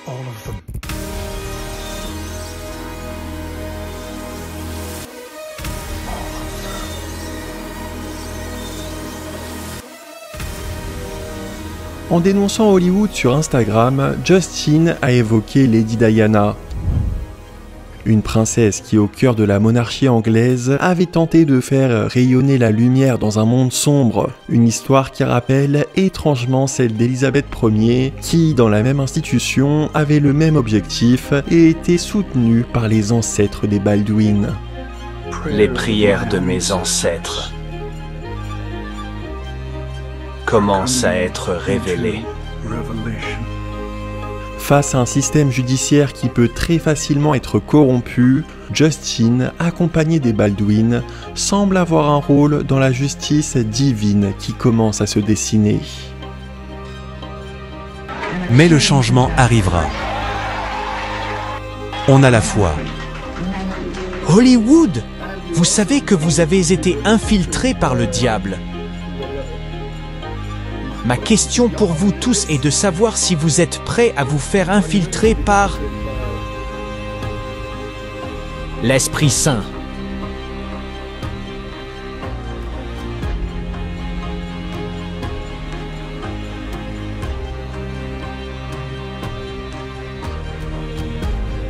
Sauf que lorsqu'on parle des Baldwin, on ne peut plus compter sur Hailey. En effet, depuis juillet 2024, elle a clairement laissé comprendre qu'il ne fallait plus l'associer au nom des Baldwin. Elle qui était très proche de ses parents et une réelle fille à papa, a confié que maintenant qu'elle fonde sa propre famille, elle veut se détacher de ses parents et être complètement indépendante. Sa justification a de quoi surprendre, puisque dans la majorité des cas, dans les familles harmonieuses où aucun grand trauma n'a eu lieu, lorsqu'une femme devient mère, cela a tendance à renforcer ses liens familiaux, notamment au vu des conseils et de l'expérience que peut lui partager sa propre mère. Mais Hailey a préféré demander des conseils sur sa grossesse, non pas à sa famille, mais à Kim Kardashian. Aujourd'hui, elle délaisse totalement les Baldwin et préfère s'afficher aux côtés des Kardashian-Jenner, bien plus en vogue médiatiquement parlant. Elle like quasiment toutes les photos des sœurs sur Instagram. Mais ne suit pas sa propre mère sur la plateforme. Elle a aussi arrêté de suivre son père. Elle a en fait mal pris une story de Stephen Baldwin, qui appelait les chrétiens à prier pour le couple Hailey-Justin, qui était clairement en mauvaise passe. Si cette republication partait d'une bonne intention de la part de Stephen Baldwin, qui voulait envoyer de bonnes énergies autour du couple, Hailey a vu cette story comme une intrusion dans sa vie privée, une intrusion qui semble surtout avoir gâché l'image de couple parfait qu'elle essaye de garder sur ses réseaux. Parce que Hailey est dans un contrôle permanent de son image. Elle est la seule célébrité à ce jour qui a envoyé des avocats contre les créateurs de contenu et chirurgiens qui l'accusent d'avoir eu recours à de la chirurgie esthétique. Cette transformation n'a pas été faite avec des soins de la peau rode. Avec ses amies, les sœurs Jenner, qui ont elles aussi pendant longtemps nié avoir eu recours à de la chirurgie esthétique, Hailey adopte un comportement assez surprenant, qui fait un peu penser à celui des collégiennes, obsédées par les apparences, mais aussi par les rivalités. Cette meuf croit vraiment qu'elle est cool, parce qu'elle est en tête d'affiche. Mais j'ai envie de lui dire, tu viens de te battre avec quelqu'un ? Tu es sûr que tu as des bons maquilleurs? En termes de gênance, là tu es au maximum. À titre d'exemple, quand Selena Gomez montrait ses sourcils ratés sur TikTok, j'ai accidentellement trop laminé mes sourcils. Kylie Jenner a partagé dans les heures suivantes des stories auprès d'Hailey où elle montrait leurs sourcils parfaits accompagnés d'un petit texte ressemblant étrangement à un pic contre Selena.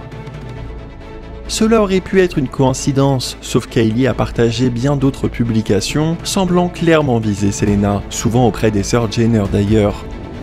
Selena Gomez croit constamment au hasard et aux coïncidences, mais le public, lui, n'y croit plus du tout. Cette ambiance d'harcèlement et de comportement de peste n'a pas plu et a entraîné une importante perte d'abonnés pour Kylie et Hailey qui ne s'y attendaient pas du tout.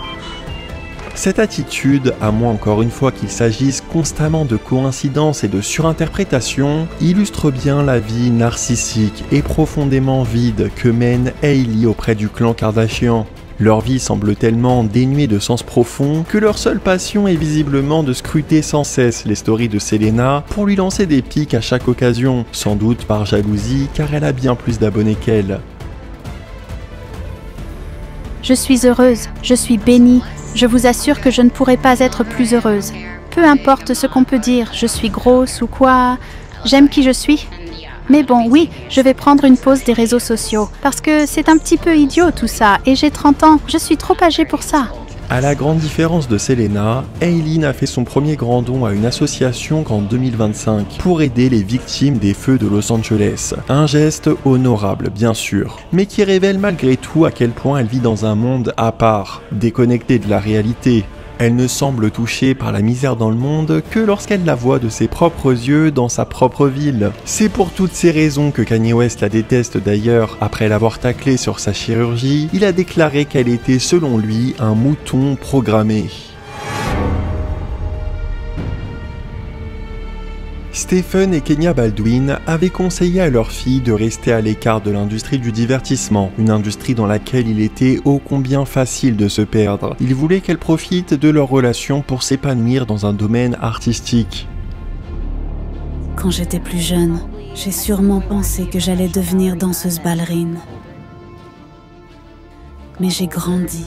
Et j'ai réalisé que ça n'allait pas être le cas. Face à Hailey qui tenait vraiment à entrer dans le monde du divertissement, ils lui ont finalement dit que le plus important était qu'elle reste fidèle à elle-même. Mes parents sont d'un grand soutien pour moi. Le plus grand conseil qu'ils m'aient donné est de toujours rester fidèle à moi-même, d'être moi-même. Mon père me répète d'être la vraie Hailey. Mais elle semble avoir eu beaucoup de mal à suivre ce conseil, et a parfois manqué d'authenticité. Okidoki. Au contact de certaines figures très exposées de l'industrie, elle s'est peu à peu laissée emporter par les codes et les attentes de ce milieu. Son père dénonce aujourd'hui ce qu'il appelle la matrice d'Hollywood. Je ne sais pas si vous êtes familier avec ce qu'on appelle la matrice. Un monde artificiel et trompeur, nourri par l'ego. Tout cet argent, tout ce pouvoir, cette influence, de tout ça, rien ne survivra. Tout ce que je partage sur mes réseaux sociaux fait référence à la matrice. C'est en fait que dans le monde dans lequel on vit, nous avons le choix entre rester dans ce monde ou s'élever. Il faut une certaine prise de conscience pour comprendre la matrice. Mais je peux vous dire que même à Hollywood, vous pouvez voir le changement. Des personnes sortent de la matrice. Et d'une certaine manière, Hailey est tombée dans cette matrice. Peut-être que ce n'était pas facile pour elle de grandir dans l'ombre d'un père connu, qu'elle a mal vécu la surprotection de ses parents et qu'elle n'a jamais vraiment compris les décisions de sa mère, puisque depuis toute petite, Hailey aimait les tapis rouges et ne comprenait sûrement pas pourquoi sa mère fuyait autant les caméras. Très vite, Hailey a eu un nouveau modèle féminin. Une star qui enchaînait les tapis rouges et monopolisait toute l'attention. Au vu de ses anciens tweets, cette admiration semblait surtout se limiter au physique. Hailey était très admirative de l'apparence parfaite que renvoyait Selena Gomez. Son rapport avec Selena semble avoir pris une tournure étrange, où l'admiration s'est transformée en obsession, voire même en frustration. Sans doute parce qu'à la différence des fans ordinaires qu'elle côtoyait, Hailey, issue du milieu hollywoodien, a compris très rapidement que la célébrité n'était pas un rêve inaccessible, mais quelque chose qui était à sa portée, quelque chose qu'elle avait même déjà goûté à petite dose. Et en Selena, elle voyait l'incarnation à bien plus grande échelle de tout ce qu'elle convoitait. Selena avait le fameux beau couple, mais aussi un talent artistique, dans un domaine plus populaire que la ballerine, qui lui a offert une grande popularité, le tout en plus presque malgré elle. Je ne veux pas être une célébrité, je ne veux pas de tout ça, mais maintenant que je l'ai, je veux l'utiliser pour faire le bien. L'une voulait sortir de la fameuse matrice, alors que l'autre voulait absolument y entrer.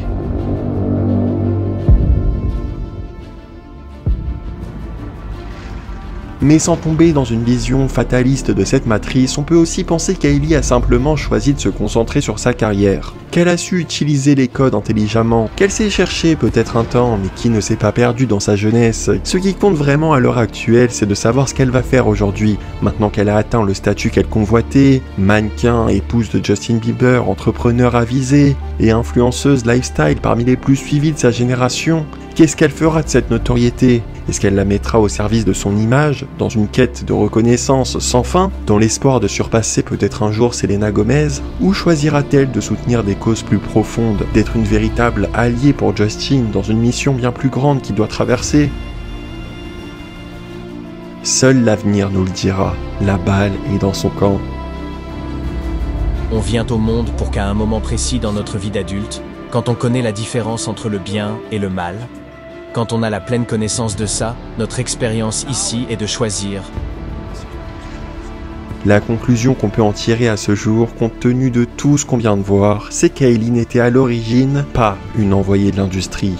Au vu des tensions historiques entre les Baldwin et Hollywood, c'est évident qu'elle n'était pas le premier choix des équipes de management. Si elle avait vraiment été une infiltrée depuis tout ce temps d'ailleurs, elle n'aurait pas eu besoin de demander à des comptes fans l'adresse des hôtels de Justin.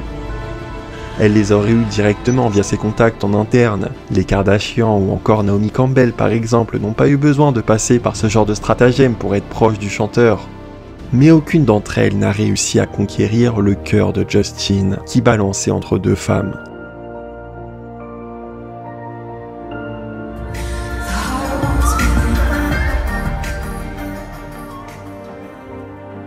Et dès 2015, la priorité absolue pour une industrie cherchant à le contrôler était de l'éloigner de Selena Gomez, qui quittait totalement Hollywood en s'engageant en plus dans des causes pas appréciées par l'industrie.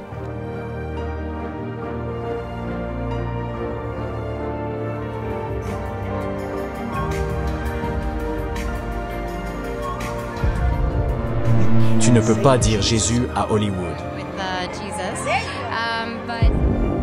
Hailey, qui était en quelque sorte passée sous les radars jusque-là, est alors devenue la seule option viable pour stabiliser Justin.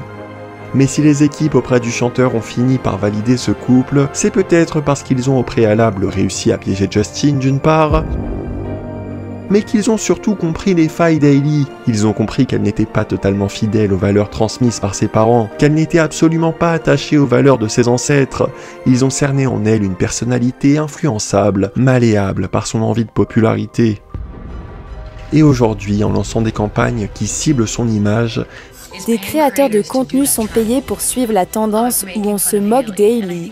Les personnes qui payent ses détracteurs touchent à sa plus grande vulnérabilité, à son besoin d'être admiré et d'avoir un contrôle total sur son image. Les campagnes contre elle actuellement exploitent sa vulnérabilité la plus profonde. Elle est ainsi aspirée dans les dynamiques d'Hollywood. Elle est replongée dans ce qu'on pourrait appeler la matrice. La matrice sait toujours exactement comment vous avoir. Les campagnes contre elle la rendent tout simplement incapable de prendre du recul, un recul qui est pourtant nécessaire pour rejoindre la bataille que Justin mène actuellement. Ainsi, avec ce genre de campagne sournoise, la boucle est bouclée. Hailey et Justin, qui peuvent vite devenir incontrôlables, sont neutralisés. Ils ne représentent plus une menace pour le système.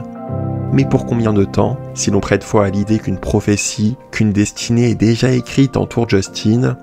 La prophétie était que j'allais donner naissance à un réveil. Il y avait un réveil spirituel. Alors ce calme apparent ne sera qu'un moment de transition. Vous avez déjà entendu l'expression « le calme avant la tempête ».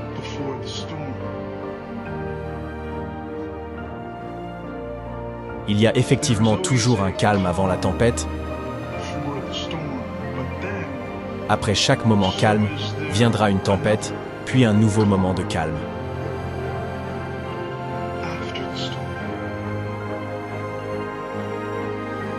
Dans certaines traditions puritaines, profondément ancrées dans les écritures et dans la symbolique des nombres, on considère que, comme ça a pu être le cas pour de nombreuses figures bibliques, les âmes commencent à se révéler pleinement autour de l'âge de 30 ans.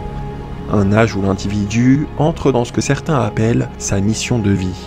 Il reste encore 2 années avant qu'Hailey n'atteigne ce cap symbolique des 30 ans. Peut-être qu'à ce moment-là, elle suivra à sa manière un chemin plus personnel, peut-être même un chemin similaire à celui de son père, qui, tout aussi sociable qu'elle, Je suis une personne sociable.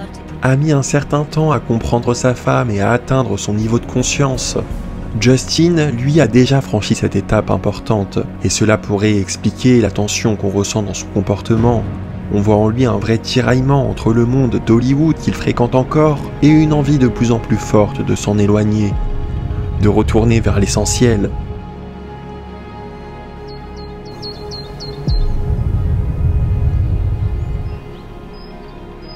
What have we done with society? And can't there be room for maturity? Et c'est peut-être justement cette différence profonde, ce décalage entre lui et Hailey qui explique le malaise silencieux que beaucoup perçoivent quand ils sont ensemble. On dirait presque qu'il la déteste. Justin semble de plus en plus gêné par l'attachement d'Hailey aux images et à l'apparence. Surtout qu'il a connu quelqu'un. Un amour qui n'était pas superficiel. Hailey s'est construite via ce monde superficiel. Elle a finalement eu le Justin qu'elle rêvait d'avoir quand elle était ado. Mais il n'a rien à voir avec la version qu'elle idéalisait. Il est aujourd'hui un homme complètement détruit par tout un système impitoyable. C'est un survivant. Je ne sais pas si j'aurais dû être encore en vie. C'était sombre. Qui veut faire une différence à Hollywood et se tourner vers une quête de vérité. What you want out of life, that's the question. This ain't a simulation, it's a blessing. Is it a mistake or is it destined?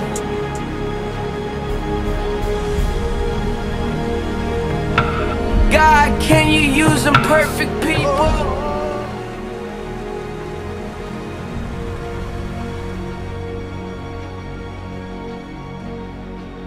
Et Hailey va se joindre à lui dans cette grande quête.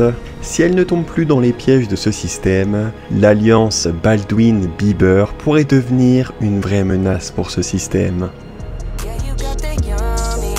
Vous avez en tout cas aujourd'hui tous les éléments pour vous faire votre propre avis que j'ai comme toujours hâte de lire en commentaire. Ce qui est certain, c'est qu'il va falloir garder un œil attentif sur tout ça, parce que Justin et Hailey occupent une place vraiment particulière dans l'industrie, et leur histoire est loin d'être isolée. Elle est connectée à celle de bien d'autres parcours, notamment à ceux de Michael Jackson, de Kanye West ou encore des Kardashians. Et si ce n'est pas encore fait, je vous recommande d'aller voir les vidéos à leur sujet, les liens sont dans la description de cette vidéo. Vous allez voir, toutes ces histoires se complètent. J'espère que vous avez apprécié cette vidéo, je vous remercie d'être resté jusqu'ici et en attendant les prochaines, je vous dis à très vite dans les coulisses de la fame. Ciao.